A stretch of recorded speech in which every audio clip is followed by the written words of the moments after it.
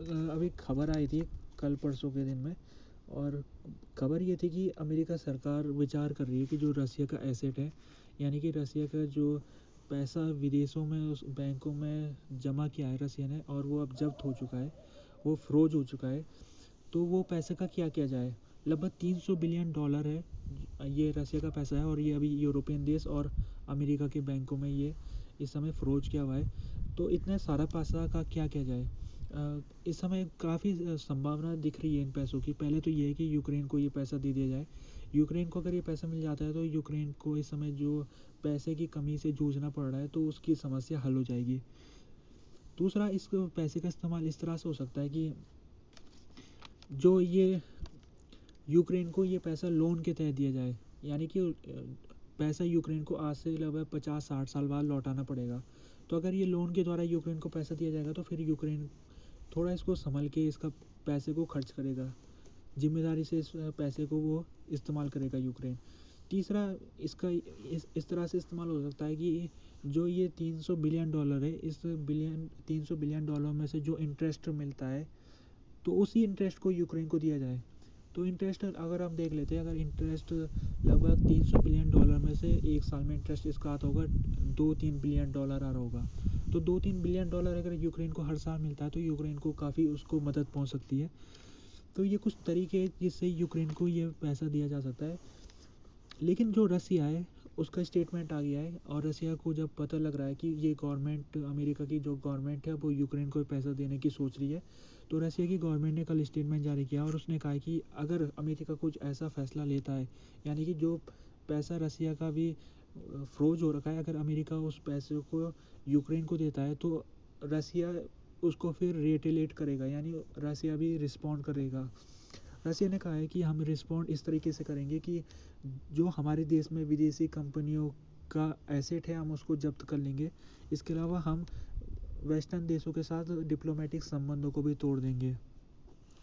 तो रसिया ने ये उसने कल के दिन चेतावनी दे दी है कि जो अमेरिका है ऐसा कोई कदम ना उठाए। अभी हम देखा जाए तो ये जो रसिया का एसेट है, यानी रसिया का जो एसेट है ये आखिरकार जब्त क्यों हुआ। ये लड़ाई जब रसिया ने शुरू की थी यूक्रेन के ऊपर, तो उस समय जो रसिया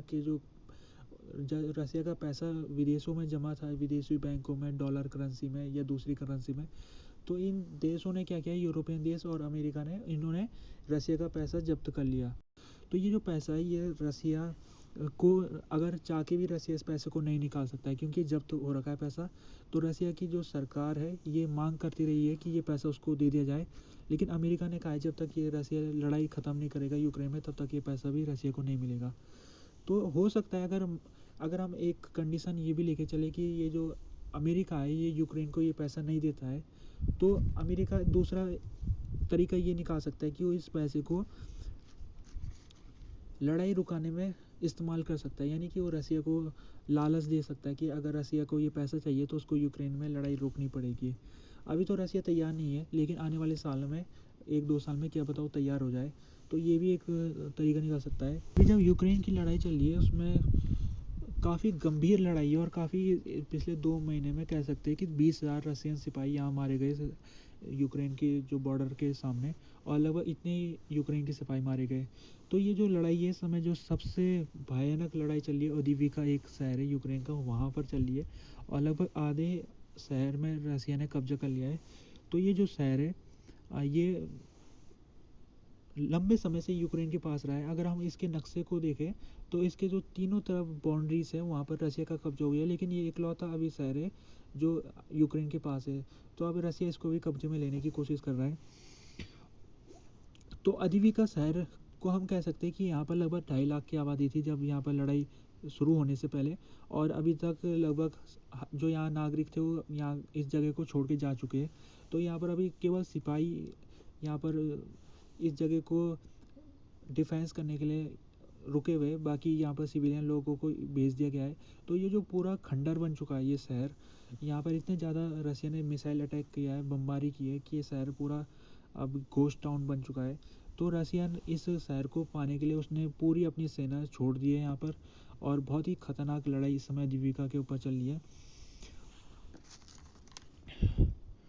अगर हम लड़ाई के परिप्रेक्ष्य में 2023 को देखें तो ये साल बड़ा कह सकते हैं कि एक तो इसका मौतें काफ़ी हुई है यहाँ पर 2023 में। रसिया को भी काफ़ी नुकसान सहना पड़ा और यूक्रेन को भी काफ़ी नुकसान सहना पड़ा, लेकिन दोनों को ज़्यादा फ़ायदा नहीं हुआ। अगर हम ज़मीन के हिसाब से देखें तो ना तो रसिया ने ज़्यादा ज़मीन को कब्जे में लिया, ना यूक्रेन को भी उसने जो ऑफेंसिव किया था उसमें भी उसको हार का सामना करना पड़ा। तो दोनों देश इस समय जो उनकी बॉर्डर बनी हुई है 2022 के ख़त्म होने के दौरान जो बॉर्डर थी वो 2023 के ख़त्म होने के दौरान लगभग वैसी बॉर्डर बनी हुई है। बस थोड़ा सा चेंजेस हुआ है, लेकिन उस चेंजेस को हम नेग्लिगेट कर सकते हैं, यानी वो कोई बड़ा चेंजेस नहीं है। तो 2023 में इस समय जो लड़ाई है वो फंसी हुई स्थिति में हम कह सकते हैं। दोनों ही सेनाओं ने ट्रेंच वारफेयर शुरू कर रखा है, यानी कि बहुत ज़्यादा बेहतरीन तरीके से उन्होंने डिफेंस कर रखा है। अगर रसिया यूक्रेन के इलाकों में अटैक करेगा तो यूक्रेन का डिफेंस का सामना रसिया को करना पड़ेगा, और यूक्रेन का डिफेंस इतना अच्छा है कि रसिया उसको नहीं तोड़ सकता उस डिफेंस को। तो रसिया का भी डिफेंस काफ़ी अच्छा है। यूक्रेन ने जैसे कुछ महीने पहले उसने कोशिश की थी तो उसको भी कामयाबी नहीं मिल पाई थी। तो ये लड़ाई इस समय फंसी हुई है, और इसी को लेकर अभी जो यूक्रेन के जनरल है जलूजनी, उन्होंने स्टेटमेंट जारी किया था कुछ महीने पहले। तो उन्होंने ये बात कही थी कि ये जो लड़ाई है इस समय वो फर्स्ट वर्ल्ड वार में जो 1916 सन था 1916 में, उस समय भी ये लड़ाई कुछ ऐसी ही फंसी हुई थी। उस समय जर्मन और फ्रेंच सेना एक दूसरे को अटैक कर रही थी, काफ़ी मौतें हो रही थी, लेकिन जो बॉर्डर है वो चेंज नहीं हो पा रही थी। तो उन्होंने कहा कि ये स्थिति कुछ कुछ वैसी हो रखी है जैसे फर्स्ट वर्ल्ड वार का 1916 साल था, उसी के जैसी स्थिति 2023 की बनी हुई है। उन्होंने कहा कि ये स्थिति में तब चेंज आएगा जब कोई कोई खास टेक्निकल एडवांसमेंट हो जाएगा। अगर मान लीजिए कोई ऐसा वेपन आ गया जो कि एक सेना के पास है लेकिन दूसरे सेना के पास नहीं है, तो ऐसे में जो अभी जो बैलेंस ऑफ पावर है वो डिस्टर्ब हो जाएगा। फिर एक सेना ज़्यादा पावरफुल हो जाएगी और दूसरे की डिफेंस को तोड़ के अंदर घुस जाएगी। तो फिलहाल अभी जब तक कोई ऐसा इनोवेशन नहीं आएगा तब तक ये जो लड़ाई है वो फंसी रहने की स्थिति में रहेगी।